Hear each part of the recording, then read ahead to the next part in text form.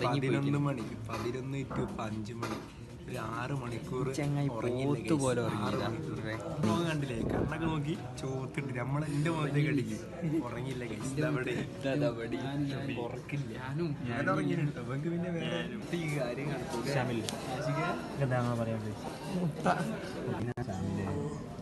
കാര്യം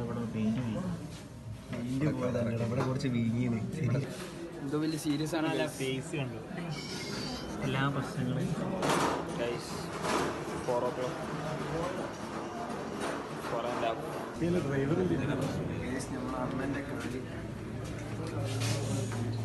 ഒരു 6 മണിക്കൂർ അടുപ്പിച്ചിപ്പോൾ മെഡിക്കൽ കോളേജാണുള്ളത്. നമ്മൾ ആഷിക്കാണ്ട് അതുപോലെ തന്നെ റഫീക്ക ഫുൾ സജീവ് കഴിഞ്ഞ് അദ്ദേഹമൊക്കെ ഇപ്പോൾ ക്ഷീണിച്ചു. എന്താ ചെയ്യുക, 6 മണിക്കൂർ നമ്മൾ അണ്ണന് വേണ്ടിയിട്ട് നമ്മളോട് മെഡിക്കൽ കോളേജ് വെയിറ്റ് ചെയ്തതാണ്. ഏതായി കളിക്കുന്ന ആഷിക്ക് വാങ്ങിയോ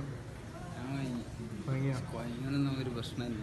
അതാണ് ചങ്സിന് വേണ്ടി നമ്മൾ എന്തും ചെയ്യും. അതാണ് ആവശ്യം. നമ്മൾ അവിടെ കിടക്കുന്ന കണ്ടോ, അതാണ് നമ്മൾ അണ്ണൻ്റെ കാലിന് ചെറിയൊരു പരിക്ക് കുടുങ്ങിയിട്ട്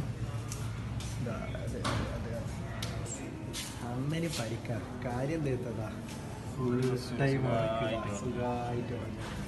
ആശാൻ്റെ പരിക്കുണ്ടില്ല. നമ്മളെ മെയിൻ വീഡിയോഗ്രാഫർ ആയിരുന്നു, നമ്മളെ മെയിൻ എഡിറ്റർ. അദ്ദേഹം ഇപ്പോൾ കിടപ്പിലാണ്. എല്ലാവരും ദുആ ചെയ്യാം.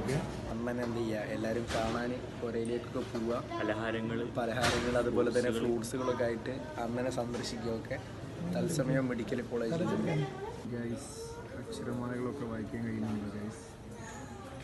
പണ്ട് ചെറുപ്പത്തിൽ അക്ഷരമാല വായിക്കാൻ പറയുന്നു. ആ അക്ഷരമാല അറിയാത്തത് കാരണം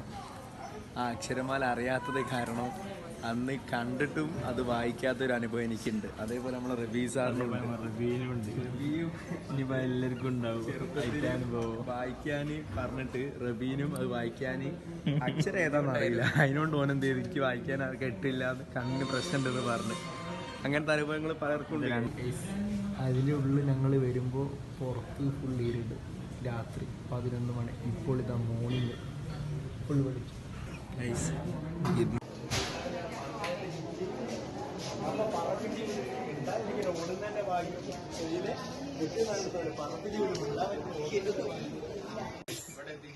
നമ്മളെ ചെക്കൻ ഇവിടെ സേഫായി എത്തിയാണ്.